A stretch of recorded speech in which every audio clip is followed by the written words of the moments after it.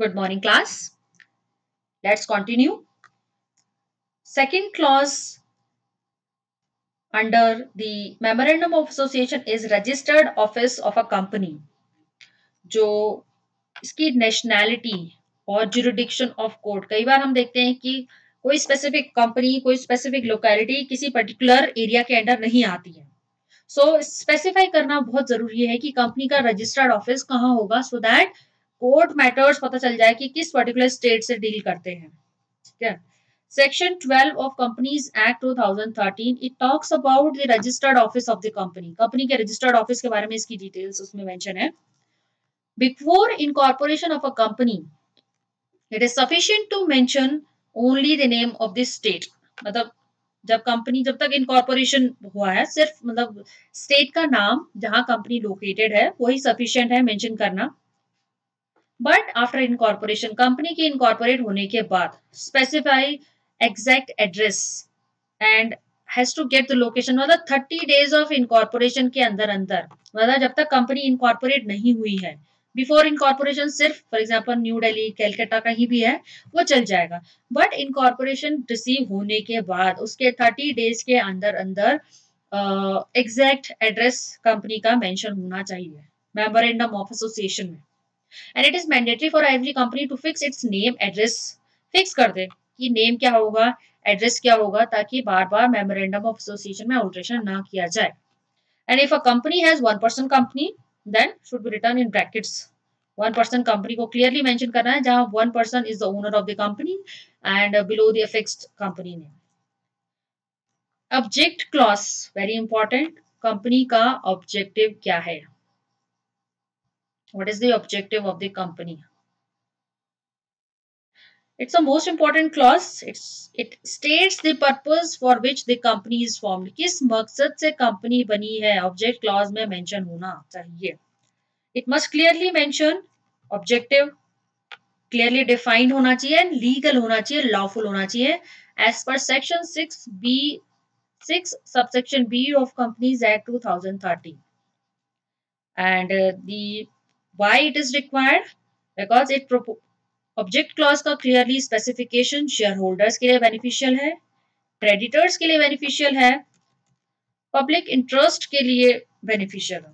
Share holders exactly पता लगा पाएंगे कि किस मकसद से कंपनी बनी है, लीगल है, क्या इसकी फ्यूचर में कोई वैल्यू है, उसके हिसाब से वो अपना शेयर डिसाइड करेंगे कि कितना इन्वेस्टमेंट वो करना चाहते हैं. सेकेंडली क्रेडिटर्स, जो कंपनी को लोन देगा, right, and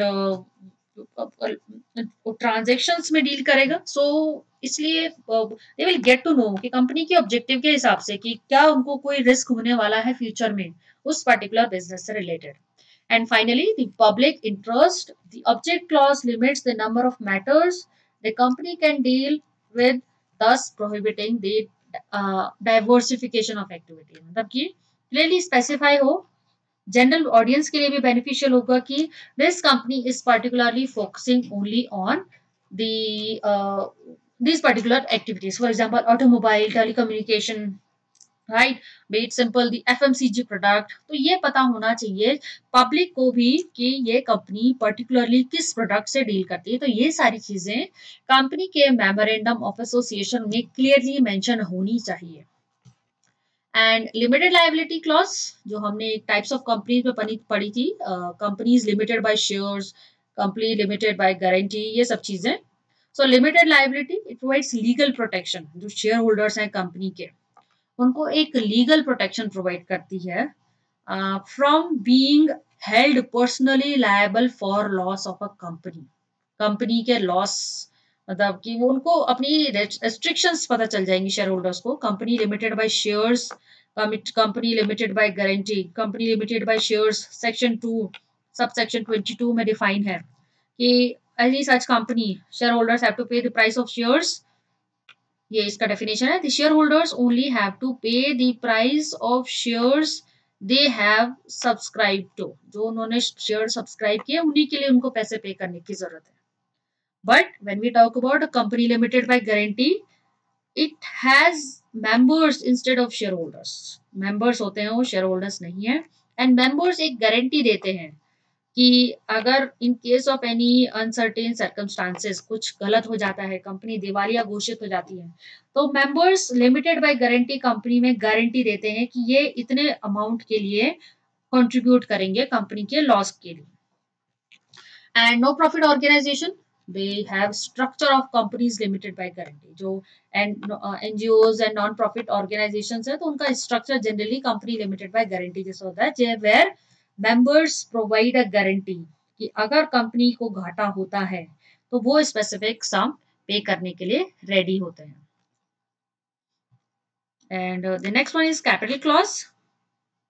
it states the total amount of share capital in the company कि कितनी इन्वेस्टेड है, मतलब कितने प्रेफरेंस शेयर्स हैं, कितने इक्विटी शेयर्स हैं, कितने डिबेंचर्स हैं, राइट, कितने बॉन्ड्स हैं. शेयर कैपिटल ये एक इलस्ट्रेशन है. The share capital of a company is 80 lakh rupees, मतलब 3000 shares of 400 rupee each, etc. This can be the example, divided accordingly. Subscription clause. अब सब्सक्रिप्शन क्लॉज में it states who are signing the memorandum कि किस किस ने subscribe किया है company के memorandum of association, who are actually the owners, directors, board of directors, CEOs of the company. Right, each subscriber must subscribe to at least 1 share. एक share सबके पास होना चाहिए जो सब्सक्राइब करेंगे. An association clause, the subscriber to the memorandum, they make a declaration, एक declaration बनाते हैं कि they will be associated with the company and they are ready to form association. एक हमने फीचर पढ़ा था कंपनी का, it's association of persons, right. So यही वो एसोसिएशन क्लॉज है जहां एसोसिएशन एस्टैब्लिश की जाती है डिक्लेरेशन के फॉर्म में कि यस वी आर रेडी, हम तैयार है कंपनी के साथ एसोसिएट होने के लिए. Thank you.